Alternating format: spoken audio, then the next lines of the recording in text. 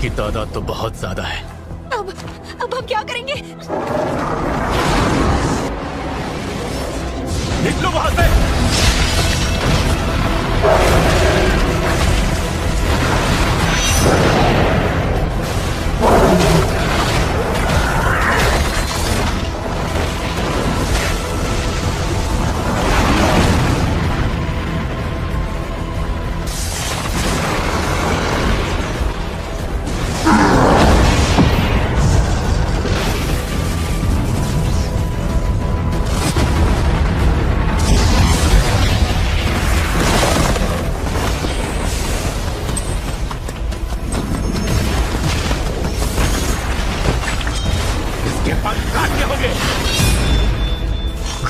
के बाद भी मुझे देख लिया।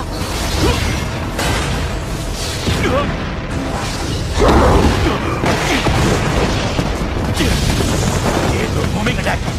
अरे नहीं, ये तो करीब आ रहा है।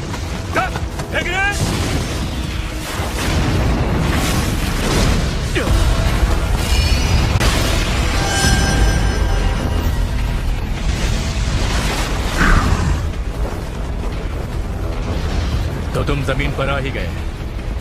अब जाकर मेरी गर्दन को थोड़ा आराम मिलेगा। अब आएगा मजा।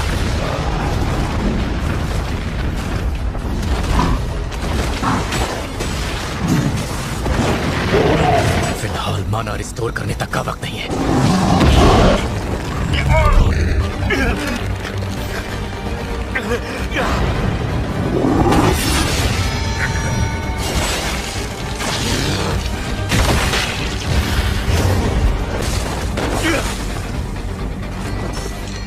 माना भी खत्म हो गई।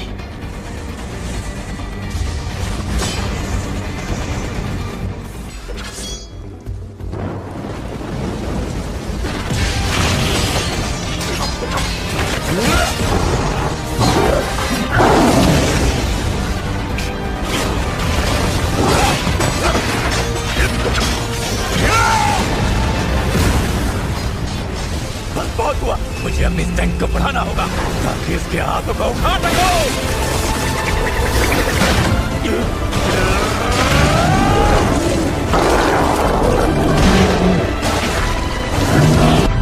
तू नहीं बचेगा।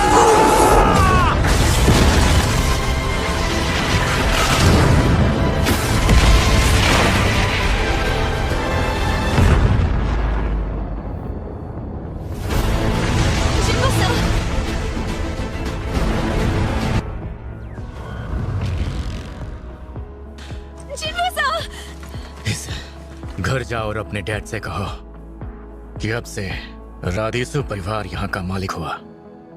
जिन्वो सर, वैसे सही नाम राधीरू है, राधीसु नहीं।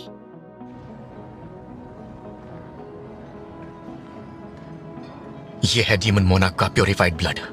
अब तीनों इंग्रेडिएंट्स मेरे पास हैं। इसकी सक्सेस रेट और क्वांटिटी मेरी इंटेलेक्ट एबिलिटी तय करेंगी। जिन्वो सर, तुम ठीक तो हो ना?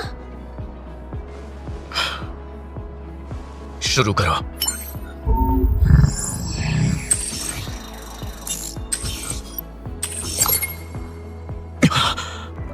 मुझे एलिक्सर ऑफ लाइफ मिल ही गया, लेकिन क्या ये मॉम की इटर्नल स्लीप की बीमारी को वाकई ठीक कर पाएगा? हाँ? क्या बात है। इसे लाने के लिए शुक्रिया आयन। Arise.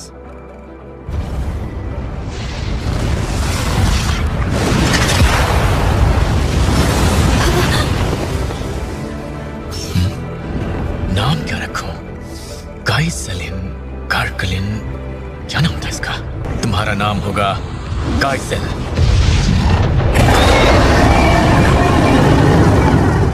Shadow exchange. मतलब मैं किसी भी शैडो सोल्जर के साथ अपनी जगह बदल सकता हूँ, चाहे वो कहीं भी हो। माफ करना एसल, तुम्हें खुद ही घर जाना पड़ेगा। क्या? तो पार्टी का क्या होगा? असल में राधीसु का कैसल 80वें फ्लोर पर है। मेरे लिए वो रास्ता थोड़ा उल्टा पड़ेगा। अगर किस्मत ने चाहा तो हम फिर मिलेंगे। अपना ख्याल रखना। जिन्वो सर, मेरी बात तो सुनो। हाँ? मैं तो वाकई एक शैडो की जगह पर पहुंच गया। अगर इसे ठंडा होने में 3 घंटे लगने वाले हैं तो घर जाने का एक ही तरीका है।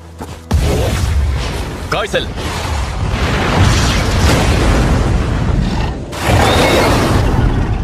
उनके हंटर्स की जादुई शक्तियों के पीछे वो चींटियां खींची चली आएंगी और इसी दौरान हम एक खास सिग्नल का इस्तेमाल करके उनके छत्ते में रुकावट पैदा कर देंगे। जब ये सब हो रहा होगा, इसी बीच हंटर्स की एक टुकड़ी उनकी कॉलोनी में दाखिल होगी और हम मौका मिलते ही रानी को खत्म कर देंगे।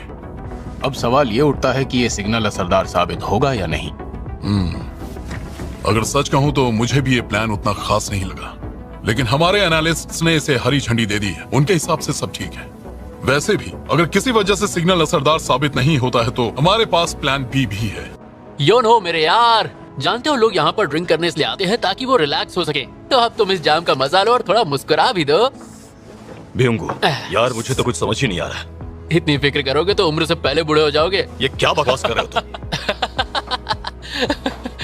ये है बेउंगू, एक एस रैंक हीलर। इसके बारे में खास बात यह है कि इसने बिना चोट खाए भरी जवानी में ही रिटायरमेंट पा लिया। और एक वक्त ऐसा भी था जब हम दोनों साथ में काम करते थे। ये आज भी वैसा ही है। नए लोगों के लिए इसके सेंस ऑफ ह्यूमर को समझना आज भी मुश्किल है।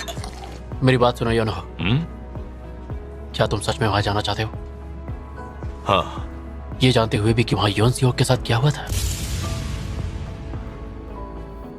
मैं इसीलिए तो वहां जाना चाहता हूँ। अगर हमने उन चींटियों का जल्द ही कुछ नहीं किया तो ये हादसे हमें शहर भर में दिखाई देंगे।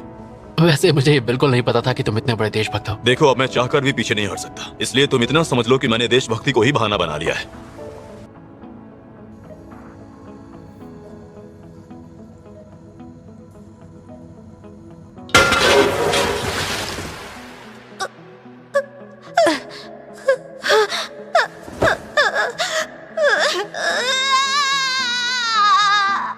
मेरी वजह से उन्हें ये सब झेलना पड़ा।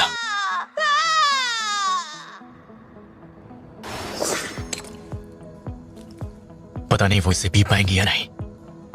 अगर पी भी लेती है तो इससे कुछ होगा, इसकी कोई गारंटी नहीं।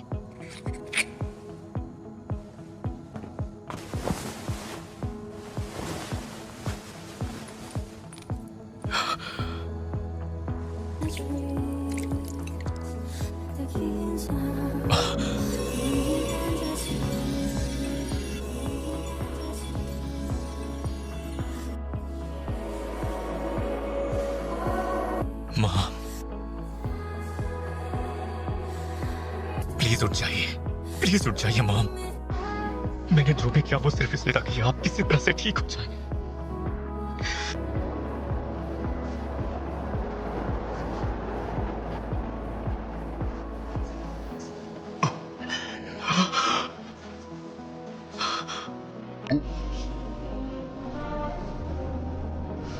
चिन्नू, तुम ही हो ना?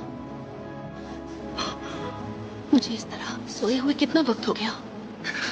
4 साल हो गए मां। शुक्रिया चिन्नू, मेरे बच्चे। तुमने जो कहा था वो करके भी दिखाया बेटा। देखो तो कितने बड़े हो गए हो और तुम्हें तो काफी चोट भी आई हुई है। लगता है तुमने मेरी खातिर कुछ ज्यादा ही जोखिम उठाए हैं। मां, मां। इटर्नल स्लीप के पेशेंट को होश आ गया? हाँ, यकीन तो मुझे भी नहीं हो रहा। और इतना ही नहीं, हमने उनके टेस्ट भी करवाए, उनकी सारी रिपोर्ट्स नॉर्मल हैं। इसलिए अब वो और उनके परिवार वाले उन्हें जल्द से जल्द यहाँ से ले जाना चाहते हैं। जीना मेरी बच्ची, तुम कितनी बड़ी हो गई हो।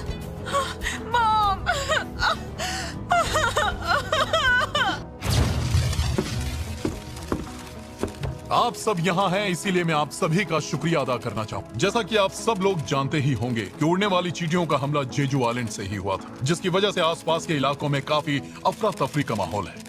इसका जवाब देने के लिए हमारी हंटर एसोसिएशन ने जेजू आइलैंड पर अपनी चौथी रेड करने का फैसला कर लिया है। इस बार इस ऑपरेशन में न सिर्फ हमारे अपने एस रैंक हंटर्स शामिल होंगे, बल्कि कुछ और हंटर्स भी शामिल होंगे। वो भी 1-2 नहीं बल्कि पूरे 10 एस रैंक हंटर्स। इसके अलावा ए रैंक और उसके नीचे के हंटर्स न सिर्फ पानी वाले इलाके बल्कि मेन लैंड की भी हिफाजत करेंगे। ये क्या, तुमने तो 1 हफ्ते से बर्तन ही नहीं धोए। कोई बात नहीं, मैं हूँ ना, अब से घर का सारा काम मैं खुद संभालूंगी। चिन्नू, हाँ मां। बेटा तुम्हें अपने पिता के बारे में कुछ पता चला? पता है, लोगों की मदद करने का उनका जज्बा देखकर ही मैंने उनसे शादी की थी। मुझे ये जज्बा तुम्हारे अंदर साफ साफ दिखाई देता है।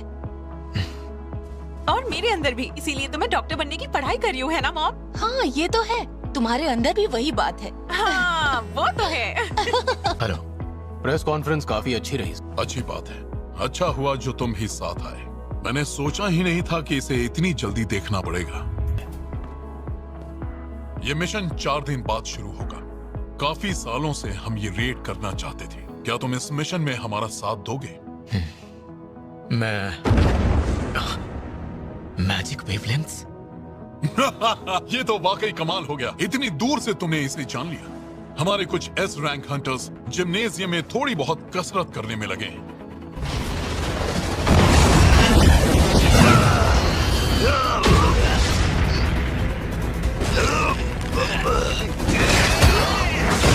आज से पहले कभी इतने सारे एस रैंक हंटर्स एक जगह इकट्ठे नहीं हुए। लगता है वो मैजिक वेवलेंथ जो तुम्हें महसूस हुई थी वो इन्हीं से निकली होंगी। हंटर बेग काफी मुश्किल में लग रहे हैं। अगर प्रेसिडेंट बेग ने अपना पूरा जोर लगा दिया तो वो हंटर डॉगहुक पर भारी पड़ सकते हैं। हेलो। ये आदमी जो जी के कपड़ों में है वो फेम गिल्ड से है। उसका नाम डॉगहुक मा है। वो उसके खिलाफ खुद को रोक क्यों रहे हैं? उन्हें ऐसे अपोनेंट के सामने खुद को नहीं रोकना चाहिए। इसकी वजह है क्योंकि वो लोगों के सामने अपनी पूरी ताकत से नहीं लड़ सकता। लड़ाई के दौरान अपनी पूरी ताकत लगाते ही वो एक मॉन्स्टर में तब्दील हो जाता है। मतलब इनके बारे में जो कुछ सुना है वो सच है। वहाँ देखो, नाइट्स गिल्ड से भी हमारे पास हंटर्स आए। ये सभी एस रैंक हंटर्स जापान से हैं। हाँ? ये नया हंटर कौन है? ये अभी अभी एस रैंक हंटर बना है और इसका नाम है जिनवू संग। इसे तो हत्यारे जैसा दिखना चाहिए। नहीं, सुना है ये जादू कर सकता है। हो न हो ये लड़का वही जिनवू संग है जिसने मिनसंग की प्रेस कॉन्फ्रेंस पूरी तरह खराब कर दी थी। तभी तो अचानक माहौल बदल सा गया है।